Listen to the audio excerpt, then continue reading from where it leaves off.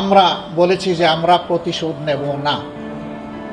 প্রতিশোধ না নেওয়ার মানে হচ্ছে আমরা আইন হাতে তুলে নেব না, কিন্তু সুনির্দিষ্ট অপরাধ যিনি করেছেন তার বিরুদ্ধে মামলাও হবে এবং তাকে সে মামলায় শাস্তিও পেতে হবে।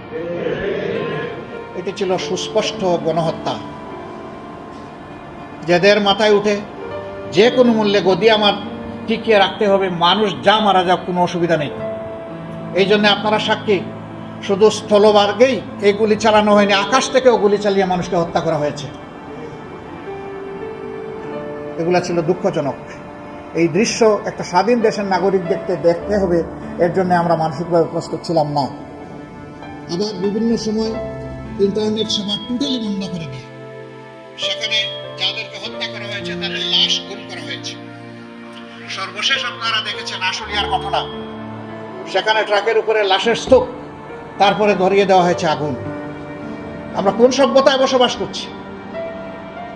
এই সমস্ত গণহত্যা যারাই সংগঠিত করেছে তাদেরকে অবশ্যই আমরা সরকারের কাছে দাবি জানাবো, অবশ্যই তাদেরকে বিচারের এবং আইনের আওতায় আনতেই হবে। এই গণহত্যা ক্ষমা করার কারো অধিকার নেই। দল হিসেবে 15.5 বছর আমাদের সাথে যে বৈরিতা করা হয়েছে, আমাদের নিবন্ধন কেড়ে নেওয়া হয়েছে, অফিসগুলোতে তালা ঝুলানো হয়েছে, আমাদেরকে স্বস্তির সাথে চলতে দেওয়া হয়নি, দফায় দফায় আমাদেরকে নির্যাতন করা হয়েছে বিভিন্নভাবে, শেষ পর্যন্ত আমাদেরকে শেষ মুহূর্তে দিশাহারা সরকার নিষিদ্ধ ঘোষণা করে তারপরে তাদের কলিজা ঠান্ডা করেছে। আমরা বলেছি যে আমরা প্রতিশোধ নেব না। প্রতিশোধ না নেওয়ার মানে হচ্ছে আমরা আইন হাতে তুলে নেব না, কিন্তু সুনির্দিষ্ট অপরাধ যিনি করেছেন তার বিরুদ্ধে মামলাও হবে এবং তাকে সে মামলায় শাস্তিও পেতে হবে। গণহত্যার বিচার করতে হবে, আবার 15.5 বছর ধরে যে সমস্ত অপরাধ করা হয়েছে সেইটারও বিচার করতে হবে। তখন সরকারের প্রধান নির্বাহী থেকে শুরু করে সকলেই তারা বলতেন, এবং এটি আইনের কথা, যে আইন সকলের জন্য সমান, কেউ আইনকে ফাঁকি দিতে পারবেন না। আমরা সেই সমান আইনের প্রয়োগটা এখন দেখতে চাই।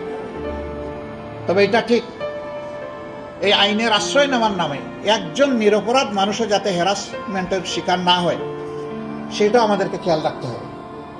আমরা আমাদের সংগঠনের প্রতি আহ্বান জানিয়েছি যে ক্ষতিগ্রস্ত যারাই মামলা করবেন, আইনের আশ্রয় নেবেন, কোনো মানুষের উপর যাতে বেইনসাফি না হয় সেই দিকে তীক্ষ্ণভাবে দৃষ্টি রাখতে হবে। বারবার চেক করে দেখতে হবে যে কোনো নিরপরাধী মানুষের নাম আমাদের অভিযোগপত্রে আছে কিনা, যদি থাকে তা অবশ্যই বাদ দিতে হবে।